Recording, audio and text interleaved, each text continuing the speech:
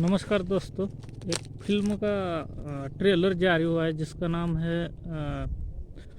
200 हल्ला हो। इसमें सैराट फेम अभिनेत्री रिंकू राजगुरु ने मेन रोल लीड किया है। तो इसकी जो कॉन्सेप्ट है इस फिल्म की, वो रेप और मॉलेस्टेशन पर आधारित है। जहाँ पर रिंकू राजगुरु रहती है उस बस्ती में वो जो आरोपी है वो 15 साल से वहाँ की महिलाओं, बच्ची, औरतों का शोषण कर रहा है, लेकिन उसके खिलाफ कोई आवाज़ नहीं उठाता। लेकिन यही हादसा जब ये सब चीज़ें जब उनको पता चलती है तो रिंकू राजगुरु इसके खिलाफ आवाज़ उठाती है, लोगों को इकट्ठा करती है और उसके खिलाफ शासन प्रशासन में पुलिस में जाती है। लेकिन वहाँ पर शासन प्रशासन उनका साथ नहीं देता है, तो उसको वे एक आंदोलन का रूप देती है और उसके ज़रिए न्याय पाने की कोशिश करती है। ये जो फिल्म है ये सच्ची घटना पे आधारित बताई जा रही है। नागपुर की ये घटना बताई जा रही है जब ये मामला मतलब इस आरोपी के ऊपर सुनवाई का जब अदालत में चल रही थी, तब 200 महिलाओं ने उस वहाँ पर अदालत में घुस के उस आदमी को, मतलब जो आरोपी था रेप और मोलेस्टेशन का, मतलब मोलेस्टेशन का मतलब है विनय भंग, जो करने वाला था उसको 200 औरतों ने मार दिया था। तो ये पूरा फिल्म का स्ट्रक्चर इसी पे आधारित है। तो इसमें प्रतीक के तौर पर बाबा साहब की तस्वीर का या जो उनका स्टैचू है उसका भी इस्तेमाल किया गया है।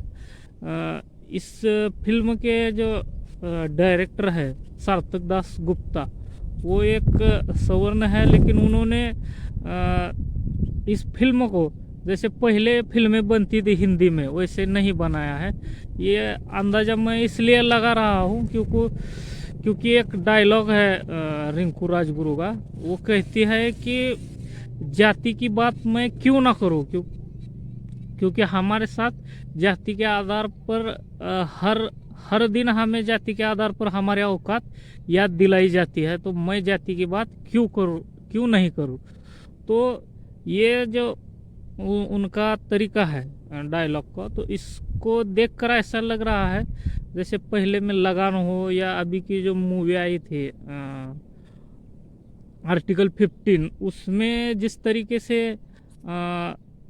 जो ऑप्रेस्ड मतलब जो दबे कुचले लोग हैं उनको जिस तरीके से दिखाया गया है, दलितों को, जैसे वो दूसरों के सहारे रहते हैं, अपने हक अधिकारी के लिए आवाज़ नहीं उठाते, वो उनके लिए एक ब्राह्मण मसीहा जो आर्टिकल 15 में आयुष्मान खुराना IPS ऑफिसर दिखाया गया है, वो न्याय दिलाने का काम करता है। तो इस तरीके से उनको हमेशा दिखाया गया है। लेकिन इस फिल्म में जो ये डायलॉग है या जो उनका संघर्ष दिखाया गया है, तो उस जो ट्रेलर में दिखाया गया है उससे हम ये कह सकते हैं कि इनको जिनके ऊपर अत्याचार हुआ है, जो पीड़ित है, वो खुद अपने हक अधिकार और न्याय पाने के लिए लड़ाई लड़ रहे हैं। तो ऐसा यहाँ पर दिखाई पड़ रहा है। तो अभी हम देख रहे हैं कि जैसे हमारा जो तमिलनाडु स्टेट है हमारे देश का, वहाँ पर भी बहुत सारी फिल्में बनी हैं, जैसे करिकालन हो, आशुरन हो, कर्णन हो, या अभी एक सरपट्टा करके मूवी आई थी जिसमें दलितों के अपलिफ्टमेंट और उनका जो संघर्ष है जातिवाद के खिलाफ उसको बहुत बढ़िया से दिखाया गया है। तो अभी जो ये मूवी आई है इस पर बात करना क्यों ज़रूरी है। मूवी पे जो 200 हल्ला हो आई है, ये 20 अगस्त को रिलीज़ हो रहे, उस पर बात क्यों करना चाहिए, क्योंकि अभी हम देख रहे हैं दिल्ली कैंट के नानगल गांव में एक 9 साल की बच्ची के साथ रेप हुआ। उसके बाद दिल्ली में ही त्रिलोक्यपुरी करके एक इलाका है, वहीं पर 6 साल की बच्ची के साथ इस वारदात को अंजाम दिया गया।